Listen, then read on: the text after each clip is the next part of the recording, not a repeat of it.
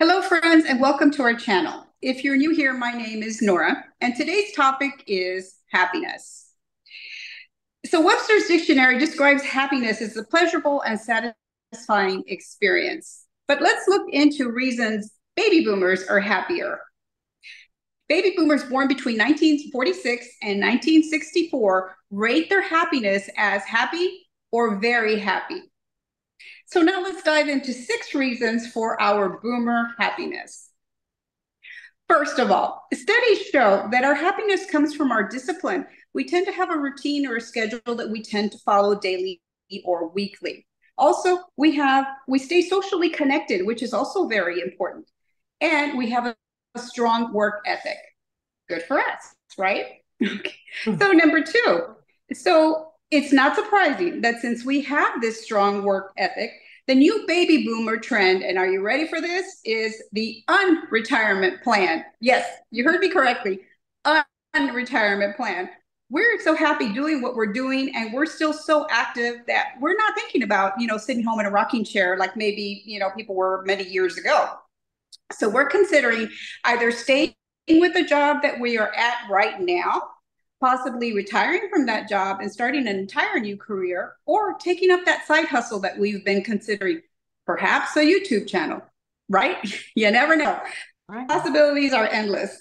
But this is our newest hack, which is the unretirement plan. And this is going to keep us staying happy in our 60s and 70s and beyond. The third reason is exercise. Exercise brings us happiness, and studies show that staying active and connecting with others also brings us much happiness and new friendships, which is very important. One way to do this is by joining a gym. If you're already a member of a gym, the gyms know that there is a large population of baby boomers in our country, in the United States. So they're trying to cater towards us, and they've created a program just for us. This program is called Silver Sneakers. If you're not aware of this program, or if you don't have, haven't heard of this program, ask the people at your gym. They're going to know about Silver Sneakers, and they'll be able to tell you when exactly these classes are at, what time, what day, and perhaps you can try one of those. Now, if you're not a member of a gym, if a gym is not your cup of tea, or perhaps it's just simply not in your budget, you can also try to enroll in a senior center.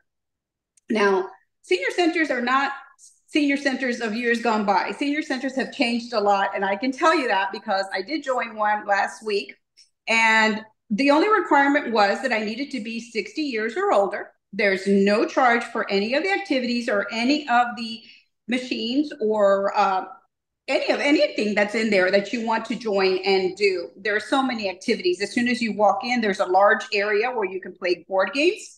Then there's a large exercise and fitness area. There's a large coffee station. They play pickleball. They have karaoke. They have a lunchroom. They have just a number of things that you can try. So if you don't know about your senior center, look online and find out if there's one near you in your area, and you'll be pleasantly surprised. Well, hi, everybody. This is Elva. In addition to what Nora has just talked about, I'm going to tell you a little bit about social scientist Arthur Brooks, who is a professor at Harvard University, and he's actually been studying what it means to be happy for decades. And what he's found is the happiest people prioritize 3 things: enjoyment, satisfaction, and purpose. And so he talks about enjoyment first. And everybody might think that that just means pleasurable experiences, but he says no, it's actually pleasurable experiences plus people plus memories. So he gave a great example of Thanksgiving. And this is, of course, near and dear to my heart. But of course, the pleasurable experience is the smell of the food, the taste of the food, especially if your mother or grandmother made your favorite foods. But the people and the memories are what really elevate the experience to be an enjoyment experience. So, and we think that's all obviously true. The second one is satisfaction. He talked about the joy and the reward after struggling for something. So he gave another example of, for instance, of Harvard students that ace a test, but maybe somebody had actually cheated to ace the test. They're not going to feel as satisfied with themselves as the person who actually studied very hard for it and then ace the test because they studied for it. So different satisfaction levels for sure. And being satisfied brings value to you and to your life. So, and then the third one was purpose. And that's really the feeling that your life has meaning. And he said of all the different, the three categories, purpose actually is the one that we need the most. And he breaks it down into three subparts, and that's coherence, purpose, and significance. Coherence is really kind of understanding like why do things happen the way they're happening in my life. Purpose is really understanding, why is my life unfolding this particular way, and what are my goals and my dreams for my own life. And then lastly was significance, which basically says, why am I alive? What is my legacy going to be? What does my life matter to people? And those are the areas that bring people the most happiness. Dr. Brooks said that obviously answering those questions is extremely difficult. You have to do a lot of soul searching, and that the answers are very subjective. So there is no wrong or right answer there. And that makes sense. But he said it's important to answer those questions and find your purpose in life, of course. He concludes by saying that the goal in life should not be to attain happiness, but to constantly be striving towards happiness. And he says that happiness is not a destination, but it's a direction, something you should aim for and to increase in your life with no end goal in sight. Love it. That is awesome. I would love to take his class. Oh, yeah, definitely. So interesting, right? Yeah, definitely is. Yes. He and Oprah actually wrote a book together as well. And I think one takeaway that I had from reviewing those different podcasts and TED Talks was that we are not happy all the time, and that's okay, because we use our unhappy moments to really help us realize what the happy moments are. And kind of like the way he talked about struggles, it's the same kind of boat. So I think sometimes we think that we're supposed to be happy 24/7. And of course, they talked a lot about the rise of social media, seeing people on Instagram that all look like they're having a party every day, et cetera.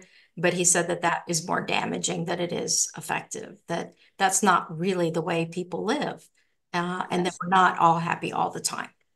True. But that is so true, because you look at your friends or, relatives online, and it just looks like they always are having a great time. They look perfect, their clothes, everything matches. And you're thinking, geez, I don't look like that every day, but it's so Right. true. That's Nobody looks like that every day, I don't think. So yeah, it's all about being happy with how we are, where we are, and right. who we're with, right?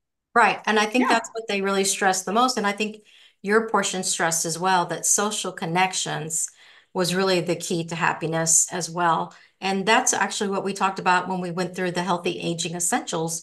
Social connections are very important, such as staying Correct. active, working out at the gym, having those friendships. And that's exactly what he said from enjoyment too. Now, I will tell you, there was a lot of comments about, well, what about us that are introverts? We don't always want to be around people. And that's fine. I think I know a lot of introverts that obviously being around people can be very draining, and that's okay. But they need to find their area of happiness or what brings them happiness. A lot of times it True. is being alone, and that's perfectly fine. True. So And I you think, have to evaluate what makes you happy and right, right. do that. So true. And I think for introverts, maybe, gardening in their backyard, which you're doing alone, but you're working with, plants or animals or whatever it is. So that might be something that would be helpful as well. Mhm. I agree.